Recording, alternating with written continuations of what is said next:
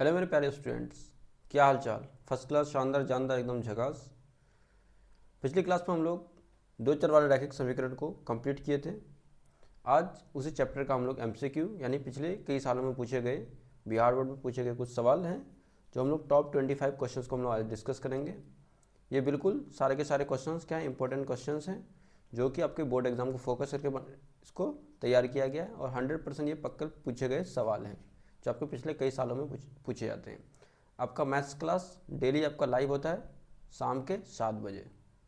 आपका जो maths class है डेली शाम के 7 बजे आपका ये लाइव होता है।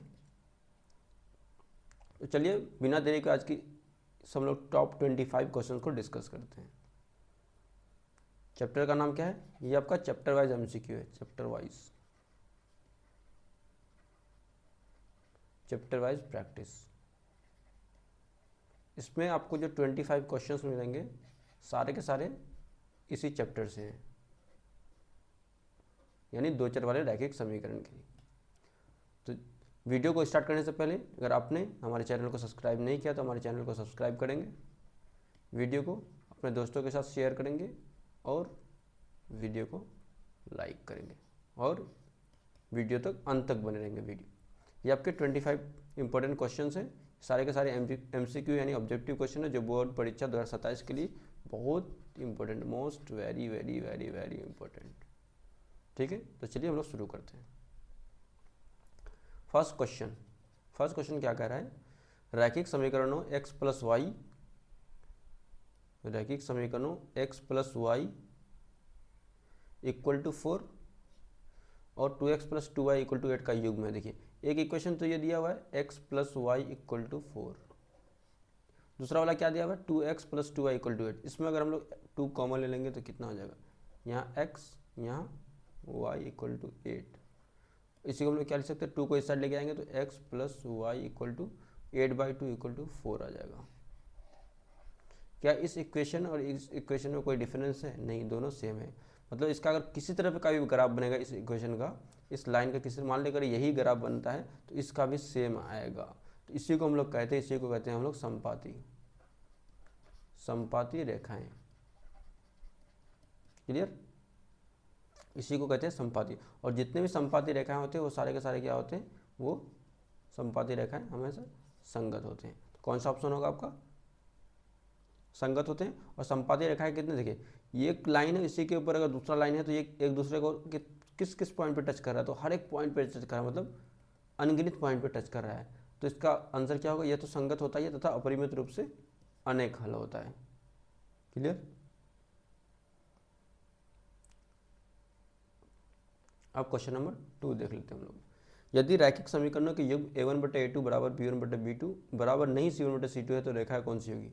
देखिए 3 होते हैं, एक होते हैं a1/a2 बराबर नहीं b1/b2। ये कौन सी रेखा होती है? ये होती है आपकी प्रतिच्छेदी रेखाएं, इसको हम लोग इंटरसेक्टिंग लाइंस बोलते हैं। अब दूसरा आता है a1/a2 बराबर b1/b2 बराबर c1/c2। ये होता है आपका समपाती रेखाएं। और तीसरा होता है आपका a1/a2 बराबर b1/b2 बराबर नहीं c1/c2। और ये होता है आपका कौन सी? ये समांतर रेखा है। तो बताइए आप लोग कि कौन सा सही आंसर होगा? हमारा ऑप्शन होगा ख इज करेक्ट आंसर। यहाँ तक कोई किसी को कोई दिक्कत? इतना इजी मैं आपको बता रहा हूँ, कोई दिक्कत होनी भी नहीं चाहिए। क्वेश्चन नंबर 3 क्या कह रहा है? दो चर वाले रैखिक समीकरण का आलेख होता है। दो चर वाले रैखिक समीकरण को जब हम लोग ग्राफ में प्लॉट करते हैं तो क्या होता है? दीर्घवृत्त नहीं होता, परवलय नहीं होता है, वृत्त भी नहीं होता, क्या होता है? हमेशा एक सरल रेखा होता है। क्लियर? अब यहाँ क्या कह रहा है? a1/a2 बराबर नहीं b1/b2। मैंने आपको पीछे बताया जो ये वाला a1/a2 बराबर नहीं b1/b2, तो ये क्या होती है? ये प्रतिच्छेदी रेखाएं होती है। कौन सी रेखाएं होती है? ये होती है आपकी प्रतिच्छेदी रेखाएं। और इस प्रतिच्छेदी रेखा के कितने हल होते हैं, तो इसके अद्वितीय हल होते हैं। तो कौन सा होगा हमारा ऑप्शन, पहला वाला सही होगा। क्लियर। अब बात करते हैं हम लोग 5वें क्वेश्चन की। समीकरण x plus 2y equal to 6 का हल क्या होगा। x plus 2y equal to 6 का हल क्या होगा। अगर हम लोग पहला वाला लेते हैं, x का मान 2 रखते हैं और y का मान भी, देखिए ये पहला वाला x होता है, दूसरा वाला y होता है, इसमें भी ये वाला x है, ये वाला y है, ये वाला x है, ये वाला y है। तो x का मान पहला 2, y का भी 2, तो 2 plus 2 into 2 equal to 6, 2 plus 4 equal to 6, यानी 6 इक्वल टू 6, ये बराबर आ गया, मतलब ये कंडीशन सेटिस्फाई कर रहा है, तो ये ऑप्शन होगा, ये होगा। अब हम लोग इस को ट्राई कर लेते हैं, 0 3 को ट्राई करेंगे तो x की जगह 0 प्लस y की जगह 3, 2 इंटू 3 बराबर 6, यानी 0 प्लस 6 बराबर 6, यानी 6 इक्वल टू 6 इसमें भी आएगा, मतलब ये भी ऑप्शन हमारा ख भी होगा। तो क ख दोनों वाला ऑप्शन नहीं है। अगर सिर्फ क और ख होता तो दोनों ऑप्शन में क्या रहता, दोनों क एवं ख, लेकिन यहाँ तो ऑप्शन डायरेक्ट होगा उपरोक्त में से सभी। जब 2 सही है तो तीसरा वाला होगा ही, क्योंकि वैसा ऑप्शन ही नहीं जो सिर्फ क और ख को डिस्कस करे। क्वेश्चन नंबर हम लोग 6 की बात करते हैं। समीकरण x minus y equal to 2 और 2x plus y equal to 7, इसका हल। देखिए माइनस अपोजिट है तो हम लोग क्या, मैं आपको थ्योरी क्लास में क्या बताया था कि माइनस अगर अपोजिट है तो हम लोग इसको जोड़ देंगे, जोड़ेंगे तो साइन जो हमारा चिन्ह है वो बदलता नहीं है, तो ये minus y plus y cut जाएगा। 2x और x कितना हो जाएगा यहाँ 3x, और यहाँ 7 2 9, तो x बराबर कितना आएगा 9/3 बराबर 3। x का मान 3, x का मान यहाँ 2 है, ये नहीं होगा, x का मान 1 है, नहीं होगा, x का मान 0 है, नहीं होगा, यानी हमको y का निकालने की भी ज़रूरत नहीं है, यहाँ हम ऑप्शन से भी इसको सही कर सकते हैं। Clear. Question number 7, question number 7 क्या कर रहा है, क्वेश्चन नंबर 7 कह रहा है समीकरण 2x plus 3y equal to 12 का y अक्ष पर प्रतिच्छेद बिंदु। देखिए कोई भी बिंदु इस y अक्ष पर होगा, y अक्ष मतलब यहाँ से लेके यहाँ तक, ये वाला पूरा y अक्ष, चाहे यहाँ हो, यहाँ हो, यहाँ हो, यहाँ हो, यहाँ हो, y अक्ष पर कौन सा कहाँ होगा, कोई भी बिंदु y अक्ष पर होगा तो इन्हीं किन्हीं पॉइंट्स में होगा, इसी लाइन पे कहीं होगा, और इस लाइन पे कोई भी पॉइंट होगा तो उसमें x का वैल्यू कितना होगा, x का वैल्यू 0 होता है। तो y अक्ष पर कोई भी रहे तो y अक्ष पर क्या होता है x बराबर 0, और x अक्ष पूछे तो इसमें y बराबर 0 होता है, ये आप याद रखेंगे। तो y अक्ष पर क्या होता है, y अगर पूछ रहा है तो x 0 होगा, x 0 किस किस में है, इसमें x 0 नहीं है, इसमें y 0 है, x 0 नहीं, इसमें x 0 है, इसमें x 0 है, ठीक है। अगर x का मान हम 0 रख देते हैं तो 2 गुना 0 प्लस 3 गुना y, 3y इक्वल टू 12, 2 गुना 0 0 हो जाएगा, तो 3y बराबर 12, तो y बराबर कितना हो जाएगा 12/3, यानी 3 चौके 12। ऑप्शन हमारा कौन सा होगा, पहला वाला सही होगा। क्लियर। कभी भी आपको पूछे x अक्ष पर, x अक्ष पर हमेशा y 0 होता है और y अक्ष पर हमेशा x 0 होता है, और पहला वाला हमेशा ये वाला x होता है, ये वाला y होता है, ये वाला x होता है, ये वाला y होता है। तो एक इस y अक्ष कह रहा है तो इसमें x 0 होगा, तो पहला वाला x होता है, तो x 0 किस किस में, इन दोनों में से, इसमें तो खैर है नहीं इन दोनों में। क्वेश्चन नंबर 8, ये सारे आपको पिछले कई सालों में पूछे गए क्वेश्चन हैं। अब क्या कह रहा है 3x minus 2y equal to 6 में x अक्ष का प्रतिच्छेद, x अक्ष में पूछ रहा है तो x अक्ष में y बराबर 0, यहाँ y अक्ष पूछता तो x बराबर 0 लेते, तो y बराबर 0, y बराबर 0 रखेंगे तो ये वाला पूरा 0, तो 3x बराबर 6, तो x बराबर 2, y 0 x 2, y 0 x 2, option पहला वाला हमारा सही आंसर है। क्लियर। क्वेश्चन नंबर 9, यदि रैखिक समीकरण युग्म असंगत हो तो उनकी रेखा होती है। देखिए संपाती रेखाएं ये संगत होती है, ठीक है, प्रतिच्छेदी रेखाएं ये भी संगत होती है, लेकिन हमारी कौन सी रेखाएं संगत नहीं होती है, जो समांतर होती है। तो हमारा सही आंसर कौन सा हो जाएगा, सही आंसर होगा हमारा ऑप्शन नंबर ग, समांतर रेखाएं संगत यानी असंगत होती है, यानी इनकंसिस्टेंट होती है। अब देखिए एक क्वेश्चन दिया हुआ कितना, x plus y equal to 14, दूसरा कितना दिया हुआ है x minus y equal to 4, ये दिया हुआ है क्वेश्चन 1, ये है एक। इसको हल करने पर x का मान निकालने बोल रहा है। देखिए एक तो पहले हम इसको ऐसे भी सॉल्व कर सकते थे, यहाँ जोड़ेंगे तो ये कटेगा, x और x कितना होगा 2x बराबर 14 और 4 18, तो x का मान कितना हो जाएगा 18/2 बराबर 9। ठीक है, हमारा कौन सा होगा ये 9। ये तो आपको कभी फिर भी इसमें आपको कितना लगभग 10 सेकंड लग गया होगा। इस क्वेश्चन का आंसर आपको मात्र 1 से 2 सेकंड में देना है। कैसे, अब बताता हूँ मैं कैसे देना है। कभी भी आप ये देखेंगे कि जो चीज़ यहाँ सेम प्लस में है, सेम वही चीज़ यहाँ माइनस में है। क्या x प्लस, यहाँ अगर a प्लस बी है तो यहाँ a माइनस बी होना चाहिए। यहाँ p प्लस क्यू है तो यहाँ p माइनस क्यू होना चाहिए। यहाँ हाथी प्लस घोड़ा है तो यहाँ हाथी माइनस घोड़ा होना चाहिए। यहाँ गधा प्लस बैल है तो यहाँ गधा माइनस बैल होना चाहिए। मतलब जो रहेगा उसका उल्टा साइन होना चाहिए। ठीक है, तो यहाँ क्या है, यहाँ x प्लस वाई है तो यहाँ x माइनस वाई होना चाहिए। इस तरह का अगर कंडीशन दिया हुआ रहे, इस तरह का अगर कंडीशन रहे तो हम लोग क्या करेंगे, पहला वाला देखिए माइनस वाई, माइनस किस में y में है, हमें x चाहिए, तो पहला वाला क्या होता है, पहला वाला होता है दोनों को जोड़ के आधा कर दो, 14 और 4 18/2 बराबर 9। और दूसरा वाला पूछता है यानी y पूछता तो दोनों को एक दूसरे का अंतर लिख के हम लोग आधा करते, 14 में से 4 गया 10/2 बराबर 5 होता। तो इसमें हम डायरेक्ट आंसर निकाल सकते हैं क्या, x पूछे पहला वाला पूछे तो दोनों को जोड़ के आधा कर दो, 14 और 4 18, 18 का आधा करेंगे तो 9। y पूछे तो दोनों का अंतर ले लेंगे, 14 और 4 का अंतर कितना होगा 10, और 10 का आधा कितना होगा, 10 का आधा होगा आपका 5। तो ये हो गया y का मान, ये हो गया x का मान। इस तरह हम लोग आंसर निकालते हैं। क्लियर, ये ट्रिक सीख गए होंगे आप। क्वेश्चन नंबर 11 क्या कर रहा है, देखिए सेम चीज़ है, x plus y x minus y, y का मान पूछ रहे हैं तो y का मान क्या होगा, x का मान होता है जोड़ के आधा करते हैं, y का मान दोनों का अंतर लेकर आधा करते हैं, तो 14 और 4 का अंतर 10, 10 का आधा 5। डायरेक्ट आपको 1 सेकंड में आंसर। दो संख्या का योग 8 है तो उनका अंतर 2 है। देखिए दो संख्या का योग मान लेते हैं, दोनों संख्या का योग दिया हुआ है, सेम चीज़ तो है। देखिए पिछला में क्या था, दोनों का यहाँ योग दिया हुआ था, दोनों का यहाँ अंतर दिया हुआ था, योग अंतर। और अब यहाँ लिख के नहीं दिया आपको, डायरेक्ट इस तरह कर दिया है, यहाँ योग और अंतर दिया हुआ है, तो संख्या क्या होगा, एक बार जोड़ के आधा कर देंगे, 8 2 10/2 आधा 5, और एक बार अंतर करके आधा कर देंगे, 8 से 2 गया 6 आधा 3, 5 और 3। अब इसको ऐसे भी सॉल्व कर सकते हैं, चाहे सब्जेक्टिव में रहे तो कैसे करना है, दो संख्याओं का अंतर दिया हुआ है तो हम लोग पहले मान लेंगे, माना कि एक संख्या x है, दूसरी संख्या y है, तो दिया है इस तरह लिखेंगे, x प्लस वाई बराबर कितना 8, x माइनस वाई बराबर 2।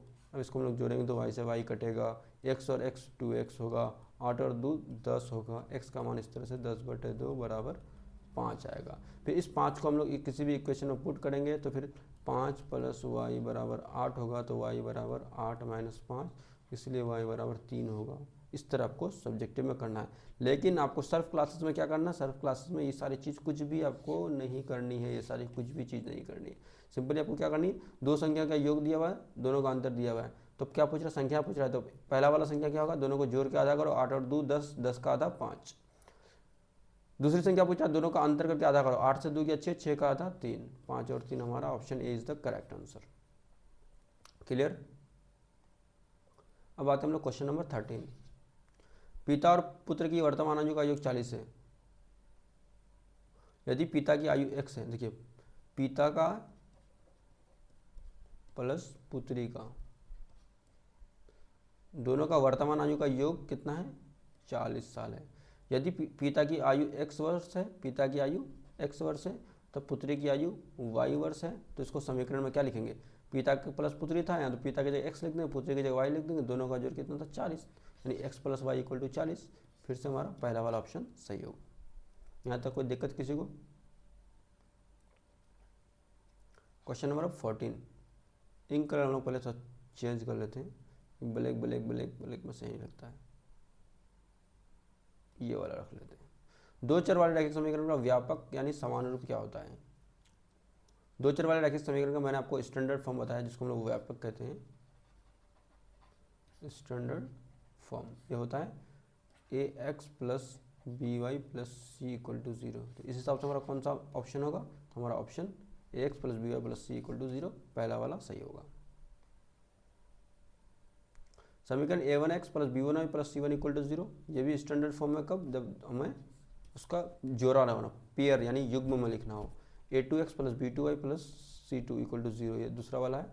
ये संपाती होगा कब, ये संपाती तभी होगा जब a1 बटा a2 बराबर होगा b1 बटा b2 बराबर होगा c1 बटा c2। तो कौन सा हमारा ऑप्शन सही होगा? ये वाला ऑप्शन हमारा सही होगा। क्लियर? अब x plus 2y equal to 5 है, पहला वाला क्वेश्चन जिस तरह से उसी तरह। इसमें अगर 2 कॉमन लेंगे तो यहाँ क्या कितना हो जाएगा? x plus 2y equal to 10, यहाँ से 2 5 6 10 कट जाएगा, तो x plus 2y equal to 5 आया। एक इक्वेशन ये आया, एक इक्वेशन ये दिया हुआ, दोनों इक्वेशन सेम है। दोनों इक्वेशन सेम है तो मतलब कोई भी एक लाइन होगा तो उसी के ऊपर दूसरा वाला लाइन जाएगा, तो दोनों लाइन क्या होगा? एक दूसरे को संपाती होगा, हर एक पॉइंट पर एक दूसरे को टच करेगा, तो इसका कितने हल होंगे? इसके अपरिमित हल होंगे। और संपाती रेखाएं क्या होती हैं? हमारे संगत होते हैं। तो कौन सा हमारा ऑप्शन होगा? ग वाला। संपाती रेखा हमें संगत होती है तथा अपरिमित इसके हल होते हैं। क्वेश्चन नंबर 17, समीकरण युग्म में 2x plus 3y equal to 9 and 4x plus 6y के आलेख होंगे। देखिए इसमें भी अगर हम लोग 2 कॉमन लेते हैं तो यहाँ 2x प्लस यहाँ 3y इक्वल टू यहाँ 18, 2 से कैंसिल हो गया 9, तो 2x plus 3y equal to यहाँ 9। पहला वाला भी यही है सेम, दूसरा वाला भी ये है, तो ये क्या होगा? ये होगा हमारा कौन सी रेखाएं होगी? ये होगी हमारी संपाती रेखाएं। क्लियर? क्वेश्चन नंबर 18 की हम बात करते हैं। प्रतिच्छेदी रेखाओं को निरूपित करने वाली समीकरण का युग्म होता है। प्रतिच्छेदी रेखाएं मतलब a1 बटा a2 बराबर नहीं होना चाहिए b1 बटा b2, तो ये कौन से होते हैं? इसके औदित्य हल होते हैं। ठीक है। अब कह रहा है एक नाव धारा के अनुकूल 2 घंटे में, देखिए 2 घंटे में 20 किलोमीटर चलता है तो 1 घंटे में कितना चलेगा? देखिए 2 घंटा में 20 किलोमीटर चलता है तो 1 घंटा में कितना चलेगा? 10 किलोमीटर। और धारा के प्रतिकूल 2 घंटे में 12 किलोमीटर चलता है तो 1 घंटे में कितना चलेगा? 2 घंटे में 12 तो 1 घंटे में 6। अब देखिए मान लेते ये नाव की है, ये नाव है, इसकी कुछ अपनी स्पीड होगी, इसमें मोटर लगा हुआ होगा तो इसकी कुछ अपनी स्पीड होगी। मान लेते हैं इसकी स्पीड कितनी है? x, और ये धारा है, इसकी भी धारा की भी कुछ अपनी स्पीड होती है। इस धारा की स्पीड को मान लीजिए इस डायरेक्शन में फॉलो कर रहा है, इस डायरेक्शन में बह रहा है, तो इसकी स्पीड y मान लेते हैं। तो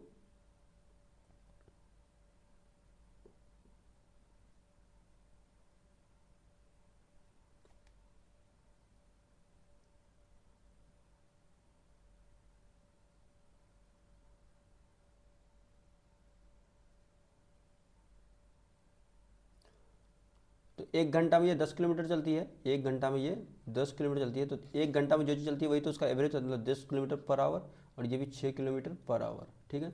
अब हमें क्या करना है? धारा के अनुकूल मतलब जिधर पानी जा रहा है उधर नाव भी जा रहा है, अनुकूल मतलब जिधर नाव जा रहा है उधर पानी की धारा भी चल रहा है। मतलब अगर बात करें तो ये दोनों आपस में जुड़ जाता है। आप कभी भी देखे होंगे जिस तरफ धारा चल रही होती है, जिस तरफ बहाव होता है, उसी तरफ अगर आप चलते हैं तो आपकी स्पीड बढ़ जाती है।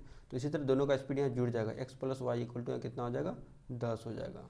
वहीं धारा के अगर आप उल्टी दिशा में, अगर पानी इधर बह रहा है आप उसके उल्टी दिशा में आ रहे हैं तो क्या होगा? आपकी स्पीड कम हो जाती है, तो वहाँ x माइनस वाई हो जाएगा। आप नाव की स्पीड से धारा की स्पीड घट जाएगी, तो ये कितना हो गया? 6। मैंने आपको तुरंत बताया सेम चीज़ दिया हुआ, साइन अपोजिट रहे। एक चीज़ हाथी प्लस बैल रहे तो ये हाथी माइनस बैल होना चाहिए। हमें क्या पूछ रहा है? स्थिर जल में नाव की चाल। नाव की चाल हम क्या माने थे? x माने थे। x मतलब हमें पहला वाला निकालना है। पहला वाला हम कैसे निकालते हैं? दोनों को जोड़ के आधा कर देते हैं, 10 6 16 बटा 2 बराबर 8। ये ट्रिक आपको कहाँ मिलेगा? सर्फ क्लासेस को छोड़कर। सर्फ क्लासेस इकलौता ऐसा प्लेटफॉर्म है जो आपको यहीं से आपको आपका फ्यूचर के लिए आपका बेस तैयार करता है। आप अगर यहाँ से सर्फ क्लासेस से अगर मैथ्स पढ़ के जाते हैं ना, तो आप कोई भी कॉम्पिटिटिव एग्ज़ाम की तैयारी कर रहे होंगे आगे चलकर, तो आपको थोड़ा सा भी दिक्कत नहीं होने वाला है मैथ्स में, जहाँ तक मैं बात करूँ। और इसके साथ साथ आपको साइंस में भी कोई दिक्कत नहीं होगा। यहाँ हम लोग क्या करते हैं? कौन से लेवल से पढ़ाते हैं? सर्फ क्लासेस आपको क्या करता है? आपको बिल्कुल जीरो लेवल से। कोई बच्चा अगर मैथ्स में कुछ भी नहीं जानता है ना, सिर्फ उसको जोड़ घटाव भी आता है, तब भी उसको हम लोग जीरो से लेके कहाँ तक पहुँचाते हैं? उसको एडवांस लेवल तक पहुँचाते हैं। यही है सर्फ क्लासेस की खासियत। अब बढ़ते हैं क्वेश्चन नंबर 20 की। 2 अंकों की संख्याओं के अंकों का योग 9 है। मान लेते 2 अंकों की संख्या कौन सी है? इस तरह से एक संख्या है, तो 2 अंकों की संख्या, इसके अंकों का योग, यानी एक अंक x है दूसरा अंक y है, तो अंकों का योग 9 है, यानी x प्लस वाई बराबर 9। ये हमको दिया हुआ है। अंक पलटने पर देखिए ये 2 अंकों की संख्या x y है, लेकिन इसका वैल्यू कितना होगा पता है? इसकी वैल्यू कितनी होगी? देखिए ये इकाई होता है, तो y होगा, ये दाई होता है तो मतलब 10x प्लस वाई, 10 गुना x प्लस वाई गुना 1। ये दाई होता है तो 10 से गुना होगा, ये इकाई है तो 1 से गुना होगा, इसकी वैल्यू इतनी होती है। अब इस अंक को अगर पलट के हम लोग yx लिख देते हैं, यदि अंक पलटने पर प्राप्त संख्या हो तो अंक पलटने पर yx लिख देते हैं, इसकी वैल्यू कितनी हो जाएगी, यहाँ x लिख देंगे और y के साथ 10 लिख देंगे, 10 प्लस 10y प्लस x। ये हो गई पलटने के बाद, ये हो गई पलटने से पहले इसकी वैल्यू। अंक अगर पलट देते हैं तो मूल संख्या से 27 अधिक होती है, मतलब ये 27 ज़्यादा है, यानी जो बड़ा है 10y प्लस एक्स, इसमें से अगर हम लोग पहले वाला घटा देते हैं 10x प्लस वाई तो ये तब भी 27 ज़्यादा आता है, यानी 27 होगा ये। अगर मैं कह रहा हूँ मेरे पास 5 रुपया है, आपके पास 3 रुपया है, या फिर मैं ऐसे कह सकता हूँ आपसे मेरे पास 2 रुपये ज़्यादा है, तो क्या होगा, यानी मेरे रुपये में से आपके रुपये घटाने पर 2 रुपये आना चाहिए, अगर मेरे पास 2 रुपये ज़्यादा है तो वही, ये अगर 27 ज़्यादा है तो इससे इसको घटाने पर 27 आना चाहिए, वही बात होगी यहाँ। अब यहाँ हो गया 10y plus x minus 10x minus y equal to 27। यहाँ से अब क्या होगा, 10y माइनस वाई कितना हो जाएगा 9y, और 10x माइनस 10x कितना होगा माइनस 9x बराबर 27। यहाँ से 9 कॉमन लेंगे तो y minus x equal to 27, तो y minus x equal to कितना हो जाएगा 9 या 27, ये हो गया 3।